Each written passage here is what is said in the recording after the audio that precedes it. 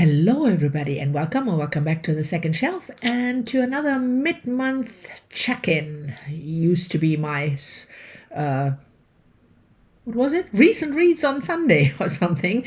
But in the middle of the month, well, it's more or less middle of the month, I will check in and tell you how my reading month is going so far. So, mid-month check-in for March. I have 2 books finished that I want to talk to you about and a couple on the go. I've also read 3 books. Is it true? I always have to check my notes. 3 books for the Booktube prize. Yes. I'm almost done. I read an Ian Fleming biography of 900 pages. Gulp. I read The Barn, which is about the Emmett Till case, and I read Wilder Shore, which is about Fanny and Robert Louis Stevenson, with the emphasis on Fanny and the marriage. So I'm almost done. I'm almost ready to deliver my ratings.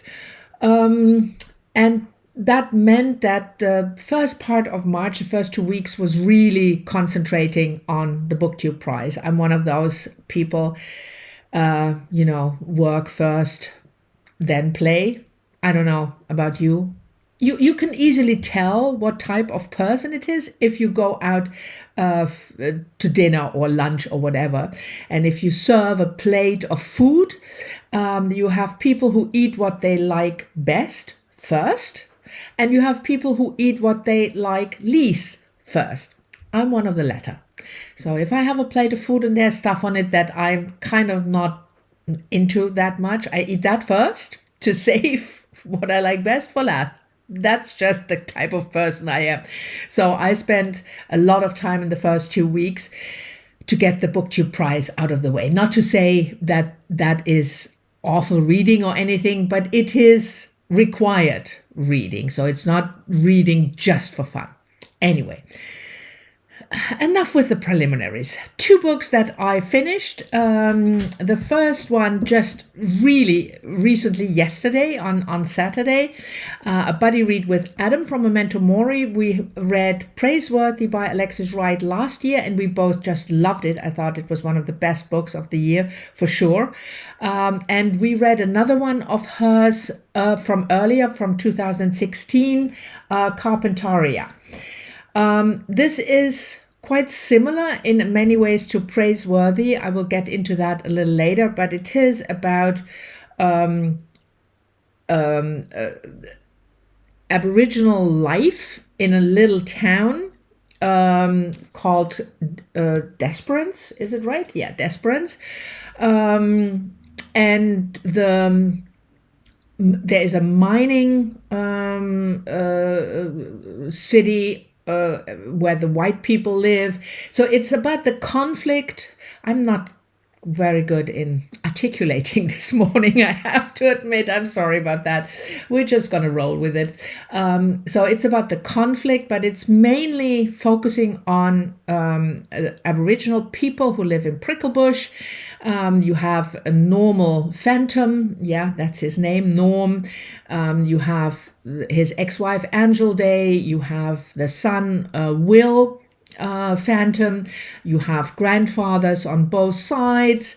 You have a younger son, Kevin. You have the mayor called Bruiser, a cop, Trustworthy, sister. So it's a pretty broad set of characters. And Alexis Wright has in this book and in Praiseworthy a very distinctive way of storytelling. I wouldn't call it stream of consciousness because that's not it, but it is this almost fairy tale-like way in style and structure. It's very difficult to describe, but if you read like the first couple of pages of this one or of Praiseworthy, you will know exactly what I mean. This is not a straightforward told story or plot, but it's like, yeah, I don't have a better word than fairy tale like.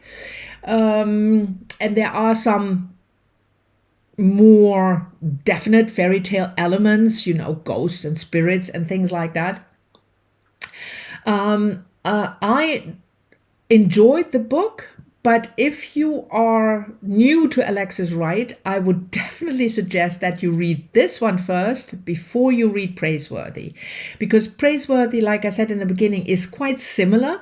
It's also about an Aboriginal town and the issues and racism, discrimination that happen in that town and the harsh life that Aboriginal people have to deal with. And the style, this kind of not quite stream of consciousness, but fairy tale-like style and structure is also very similar. But it's just, it's much more mature. So we read Praiseworthy last year, and for me, this felt a little bit as if I had read, even though the story is different and the people is different, but if I had read an earlier draft of Praiseworthy, if you know what I mean. And I don't think that this does the book justice. So if you have read Praiseworthy, beware when you read this. But if you haven't read any of the two, then start with this one. The other book that I finished was a non-fiction book that I read as an ebook. So I will leave a picture up here. And that is Sloane, and I always get the R in the last name wrong, not Crossley, but Crossley. Sloane Crossley. So picture here, Sloane Crossley, Grief is for People, published in 2024. This is one of the books that was recommended to me by Heidi from my Reading Life. She read it for the Booktube prize, but it's in a different category than mine, so she could recommend it to me. And it's obviously about grief. It's a memoir. Sloane Crossley worked for more than 10 years for Vintage, which is the paperback section of Knopf, Knopf Publishers in New York. And her then boss, Russell, who became her friend, she left Vintage, became a freelance writer, but they stayed friends. And yeah, not a spoiler alert, because that's what the book is about. It is about Russell's death, quite unexpectedly. I'm not going to tell you exactly what happened, because that would be a spoiler, but it is a grief memoir.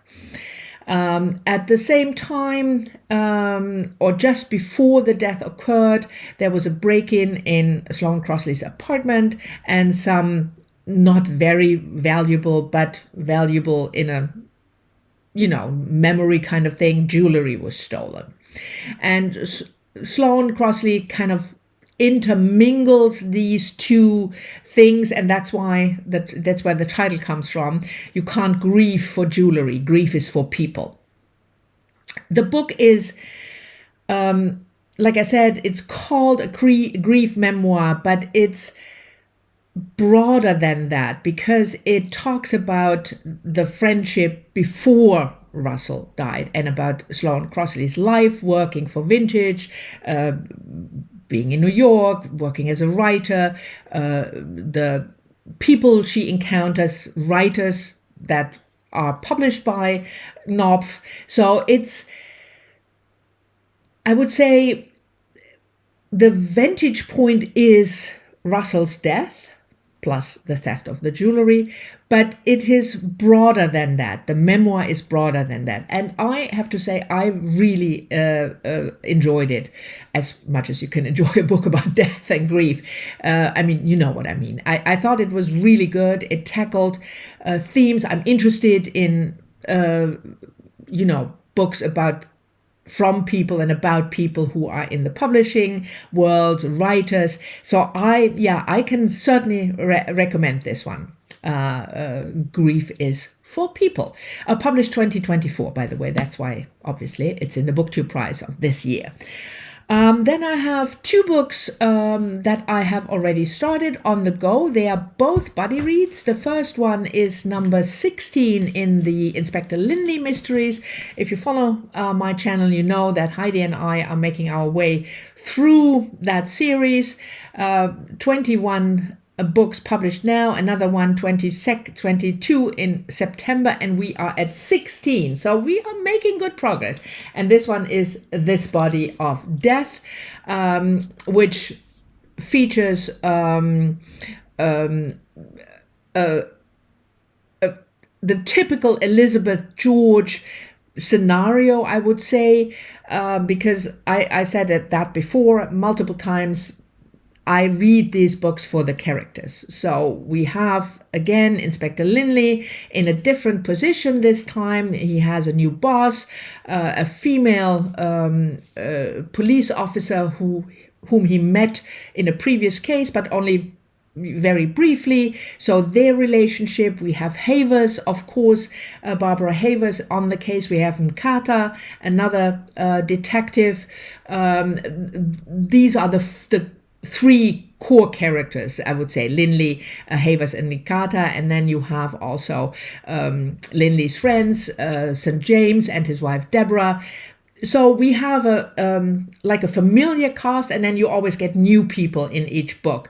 And here the murder is, of course it is at the center, because it's a mystery. But like I said, I really enjoy these books because Elizabeth George has a way of setting the scene and setting the characters. So this one is a young woman who was recently moving to London after a breakup, and she is found stabbed to death with quite a lot of blood in a cemetery. But there is a backstory also. It's a second timeline, which is written in italics, which is based on the James Bulger murder in the early 1990s. You might remember, if you are my age, this very young child, 2 years of age, who was tortured and murdered by two 10-year-old boys. So that is the frame of this book. Is a case very similar to that Bulger case. I think, it's as always really, really enjoyable. And it's March Mystery Madness. So I have another mystery, and that is The Hunter by Tana French, which is the second book. I don't think it says it here, but it's the second book in the Carl Hooper series. The Searcher was the first one. Carl Hooper is an ex-policeman from Chicago who retired and moved to Ireland. He just liked, it has no connection, no family or whatsoever, but he just found a little village and he bought a dilapidated cottage and he is fixing it up. And in the first book, he is drawn into a missing persons case by the young daughter of a neighbor, Trey. Trey is now 14, or almost 15. This book is 2 years after the events in the first book. Carl has taken on carpentry. He's fixing people's furniture and also making furniture. And Trey wants to be a carpenter as well and is helping him in the shop. And then Trey's father, who disappeared 4 years ago, comes back and with a story that will change the village. That's all I'm gonna say. I'm a third in. We just had our first check-in. I'm reading this with Terri from Miss Terri B. And I just like Tana French's style. I like her way of her language, her humor. But I will say, if you're looking for your typical mystery, this is not it. The Searcher was already on the edge when it came to typical mystery. And why is that? It's an extremely slow burn. Like I said, I'm a third in. Nothing in terms of crime has happened yet. we know that there will be something happening because the way it's set up with a con man and everything. But it's not your typical mystery where the murder should occur in the first like 10 or 20 pages. No. So this is much more about the village, about the life, about the people. And there will be a murder, I'm sure. And there will be, a mystery element. But I wouldn't read this going into this expecting your typical murder mystery. The Hunter. And then I have 2 books to tell you that I will start, or at least I'm planning to start today. The first one for sure, because it's a buddy read with Amelia, one of the people if you look at the commenters, and we are reading 3 Apples Fell from the Sky together. This is one of my books for the Reading Europe project.